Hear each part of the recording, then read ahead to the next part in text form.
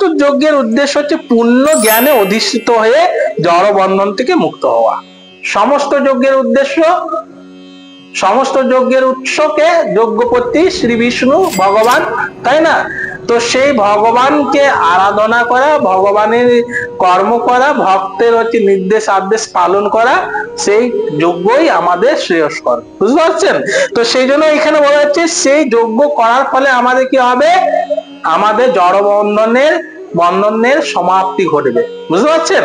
আর কি আমরা লাভ করব? আমরা হচ্ছে কৃষ্ণকে লাভ করব। বুঝতে পারছেন? গুরুকে লাভ করব।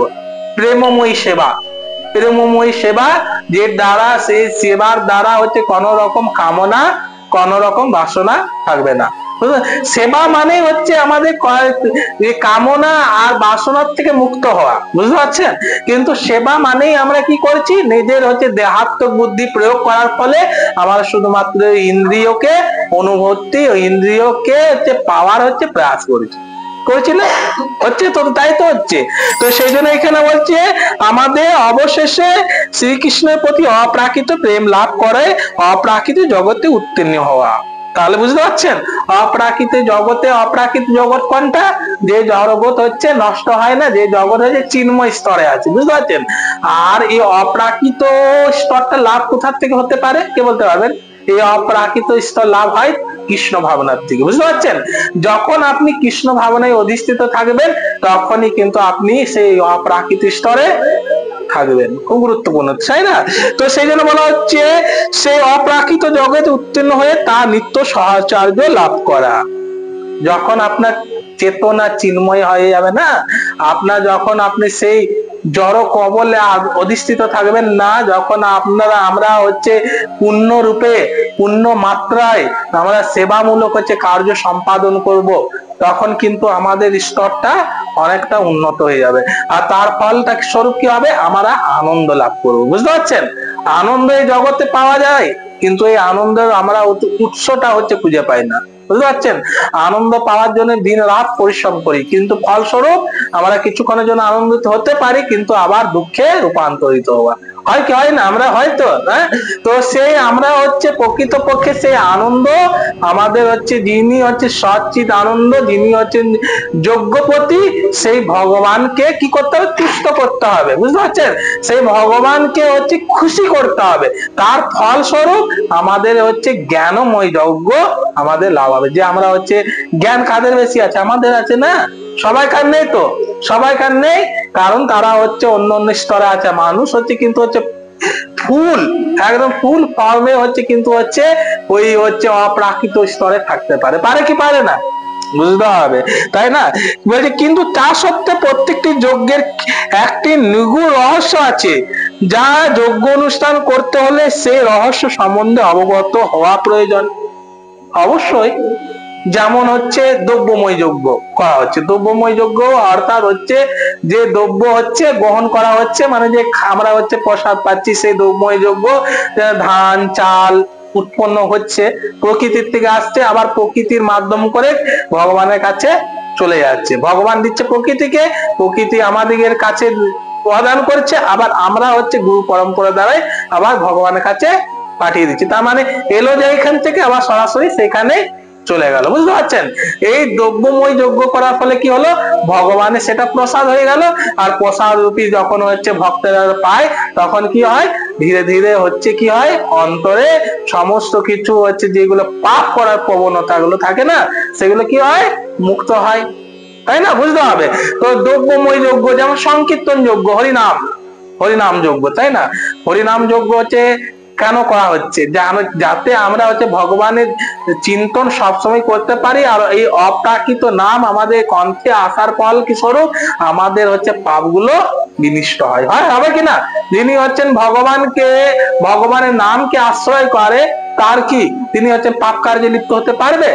এত সহজ নাই। তাহলে সংকীর্তন যজ্ঞ, দ্রব্যময় যজ্ঞ, এগুলো হচ্ছে কিসের দ্বারা আমাদের করতে হবে? জ্ঞানের দ্বারা, তাই না? জ্ঞানের দ্বারা করতে হবে না? তাহলে জ্ঞানটা আসবে কোথা থেকে? জ্ঞানটা আসবে কোথা থেকে? জ্ঞানটা আসবে আমাদের গুরুদেবের কাছ থেকে। বুঝতে পারছেন?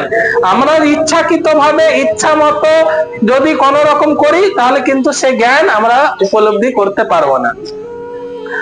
আচ্ছা, এখানে সেই কথা বলা হয়েছে, অনুষ্ঠানকারী বিশ্বাস ও বাসনা অনুসারে যজ্ঞ বিভিন্ন ভাবে অনুষ্ঠিত হয়।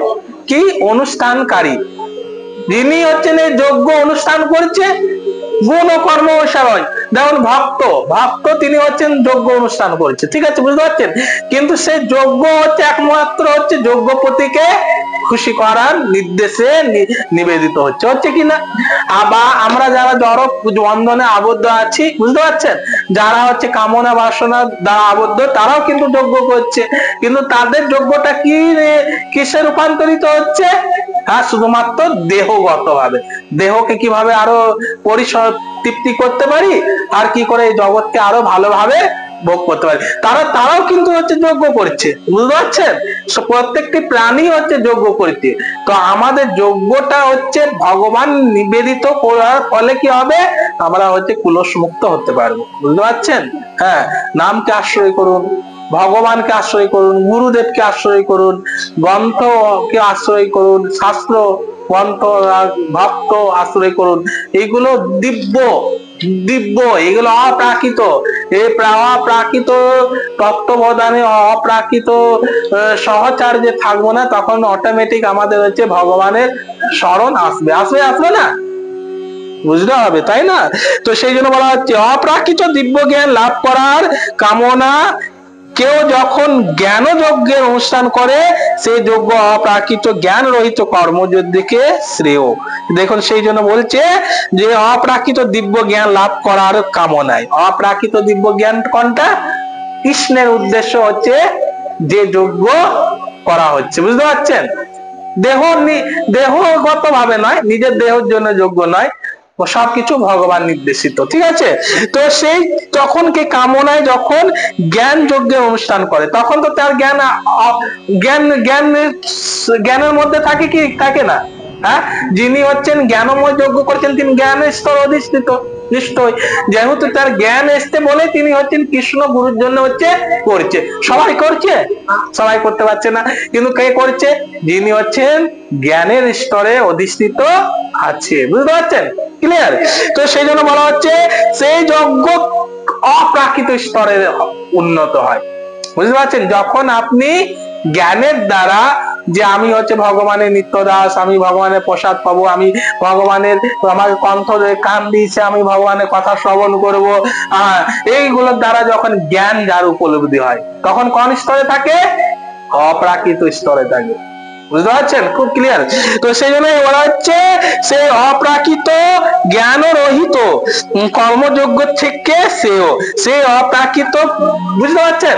হ্যাঁ, সেই অপ্রাকৃত জ্ঞান কর্মযজ্ঞের থেকে শ্রেয় বলা হয়েছে। শুধু কর্মযোগ্য মানে হচ্ছে আমাদের দেহকে ভরণ পোষণ করবো তা নয়, বুঝতে পারছেন। আর আমরা অধিকাংশ হচ্ছে 99.9 লোকে হচ্ছে আমরা হচ্ছে কর্মযোগ্য অনুষ্ঠান করছি না, শুধুমাত্র হচ্ছে পরিবারকে ভালো করবো। আর দেখো না, দেব দেবীর কাছে আমরা আশাতেই যাচ্ছি না, আমরা হচ্ছে কোনো হচ্ছে শক্তিমান পুরুষের কাছে আশাতেই যাচ্ছি, কর্মময় যোগ্য, তাই না, বুঝতে হবে। ওইটা হচ্ছে জ্ঞানে অধিষ্ঠিত হতে হবে আমাদেরকে। সে আমি কর্ম করব, কিন্তু ওই শক্তিমান ব্যক্তির কাছে যায়, যে দেব দেবীর কাছে যায়, সে যাই কিছু যায় না কেন, কি যে যোগ্য দাতা তাকে হচ্ছে শরণাগতে তার নির্দেশ আদেশে আমাদেরকে করতে হবে, যোগ্য অনুষ্ঠান অবশ্যই করতে হবে, বুঝতে পারছেন। জ্ঞানের স্তরে উন্নতি না হলে জ্ঞান অনুষ্ঠান কেবলমাত্র জাগতিক কার্যকলাপ, বুঝতে পারছেন কি বলেছে। জ্ঞান স্তরে যদি কেউ না উন্নতি হয়, দেখুন হচ্ছে গীতা কিন্তু আমাদেরকে হচ্ছে সহজ সরল ভাবে আমাদেরকে হচ্ছে ভালোভাবে বুঝিয়ে দেওয়া নয়, বুঝিয়ে দিয়ে পরে আমি নিজের জীবনে আচরণই করবো না, তাহলে সেই বোঝাটা আমার কোনো হচ্ছে লাভ নেই, তাই না। আমাদেরকে হচ্ছে বুঝিয়ে দেওয়ার মাধ্যমে নিজের জীবনে প্রয়োগের হচ্ছে সব রাস্তাগুলো দিয়ে দিচ্ছে, বুঝতে পারছেন। সেই জন্য এখানে বলছে, দেখুন জ্ঞানের স্তরে উন্নতি যদি না হয়, তাহলে যোগ্য অনুষ্ঠান কেবলমাত্র জাগতিক কার্যকলাপ। কি জাগতিক কার্যকলাপ নয়, শুধু আমার সংসার, আমার বাড়ি, এগুলো হচ্ছে জ্ঞানের দ্বারা হচ্ছে কর্মময় যোগ্য, তাই না। হ্যাঁ, জ্ঞান কখন অধিষ্ঠিত হবে? আপনার বাড়ি, কারণ আপনি নিজের বাড়ি বলে স্বীকারই করবেন না, আপনার হচ্ছে সম্পদ, আপনার টাকা পয়সা, আপনার হচ্ছে মান, আপনার প্রতিষ্ঠা, এগুলো হচ্ছে আপনি হচ্ছে নিজের বলে কখনোই স্বীকার করুন। আর এই স্বীকার না করাটা কখনো হবে যখন আপনার জ্ঞানের স্তরে থাকবেন। বুঝতে পারছেন? এই জ্ঞানের স্তরে থাকার ফলে কি হবে, তখন আপনি আপনার চিন্তাধারা হচ্ছে ভাবনাতে থাকবে, কৃষ্ণ ভাবনাই থাকবে। খুব গুরুত্বপূর্ণ। সেই জন্য বলা হয়েছে যে জাগতিক কার্যকলাপ যতক্ষণ না হচ্ছে জ্ঞান স্তরে না উন্নতি হয়। বলা হয়েছে আমাদের মানুষের জ্ঞান অনেক বেশি, সবাইকার জ্ঞান নেই, তাই না? সবাইকে জ্ঞান দেয়নি কেন, হচ্ছে তারা হচ্ছে ভগবানকে লাভ করতে পারবে না। কারা লাভ করতে পারবে? হ্যাঁ, অবশ্যই মানুষ করতে পারবে, তারা হচ্ছে সহজে পারে। যখন যজ্ঞের সকল কাজকর্ম অপ্রাকৃত স্তরে উন্নতি করে, বুঝতে পারছেন? যখন যজ্ঞের সকল কাজকর্ম অপ্রাকৃত জ্ঞান স্তরে উন্নতি করে, তখন তার সুফল পারমার্থিক পর্যায়ে পর্যবসিত হয়। অবশ্যই দেখুন না, এই যে জ্ঞানটা ভগবান নিহিত, ভগবানের ভক্তের তত্ত্বাবধানে বা ভক্তের অনুসরণের মাধ্যমে যখন করা হচ্ছে, তখন কি হচ্ছে, তখন হচ্ছে আমরা সেই স্তরে অধিষ্ঠিত হতে পারছি, পারমার্থিক স্তরে অধিষ্ঠিত হতে পারছি না? যে আমাদের চেতনা, আমাদের হচ্ছে মন, আমাদের কায় বাক্য, আমাদের অহংকার, বুদ্ধি, এইগুলো হচ্ছে তখন আর রজগুণ আর তমগুণের দ্বারা পর্যবসিত হচ্ছে না। হচ্ছে এত সহজ নয় তো। ভক্তকে এত সহজে হচ্ছে রজগুণ আর তমগুণের দ্বারা আবদ্ধ করতে পারে না। কেন? তিনি হচ্ছেন কন্ট্রোল করতে জানে। বুঝতে পারছেন? তিনি হচ্ছেন তার ইন্দ্রিয়কে হচ্ছে সুচারুভাবে হচ্ছে চালিত করতে পারে। তো আমাদের মতন, আমার মতন ভক্ত নয়, যারা অনেক উন্নত স্তরে আছে, আপনারা হোক, ভগবানের কাছে প্রার্থনা করি তো আমরা সবাই যাতে হচ্ছে জ্ঞান লাভ করতে পারি। তো এখানে বলে তখন তার সুফল পারমার্থিক পর্যায়ে পর্যবসিত হয়। স্তর ভেদে যোগ্য ক্রিয়াকে কর্মকাণ্ড, সকাম কর্ম অথবা জ্ঞান কাণ্ড, সত্য জিজ্ঞাসা বলা হয়। বলছে দেখুন, স্তর ভেদ যোগ্য ক্রিয়াকে, স্তর ভেদ যোগ্য ক্রিয়াকে কর্মকাণ্ড, সকাম কর্ম। স্তর ভেদ, বিভিন্ন স্তরে যিনি আছেন, হ্যাঁ ঠিক আছে, যেমন হচ্ছে ক্ষত্রিয়, ব্রাহ্মণ, বুঝতে পারছেন? হ্যাঁ, বিভিন্ন স্তর ভেদে। তো এখানে বলা হয়েছে সে জ্ঞান কাণ্ড, সত্য জিজ্ঞাসা বলা হয়, কিন্তু সেই যোগ্য হচ্ছে সর্বশ্রেষ্ঠ যোগ্য, যার ফলে পরম জ্ঞান লাভ করা যায়।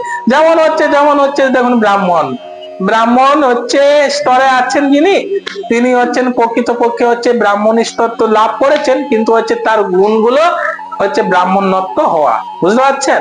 আমাদের মতন হচ্ছে যারা পারমার্থিকবাদী নয়, যারা হচ্ছে শুধু কামনা বাসনার দ্বারা আবদ্ধ আছে, সেই সকল হচ্ছে ব্যক্তিদিকে হচ্ছে ব্রাহ্মণ পারমার্থিক স্তরে নিয়ে যাবে। তিনি তো নিজে আচরণ করবে, কেন হচ্ছে একজন আচরণকারী একমাত্র অন্যকে আচরণ করার হচ্ছে প্রয়াস করাতে পারে। বুঝতে পারছেন? আমি যদি না আচরণ করি তাহলে কিন্তু আচরণ আপনাদিকে হচ্ছে দিতে পারবো না। আপনি যদি আচরণ না করেন তাহলে অন্য কাউকে আচরণ করার হচ্ছে শিক্ষা দিতে পারবেন না, তাই না? তা সেই জন্য হচ্ছে আমাদের ব্যক্তিগত ভাবে আমাদের জীবনে হচ্ছে খুব বেশি বেশি হচ্ছে প্রয়াস করতে হবে। কি করতে হবে কিনা বুঝতে হবে। তো সেই জন্য বললো যে ভগবান যে জ্ঞানময় যোগ্য শ্রেয়। বুঝতে পারছেন? জ্ঞানের দ্বারা যে কিছু অপ্রাকৃত যোগ্য অনুষ্ঠান করা হয় সেটা হচ্ছে প্রকৃতপক্ষে শ্রেয় যোগ্য। ঠিক আছে।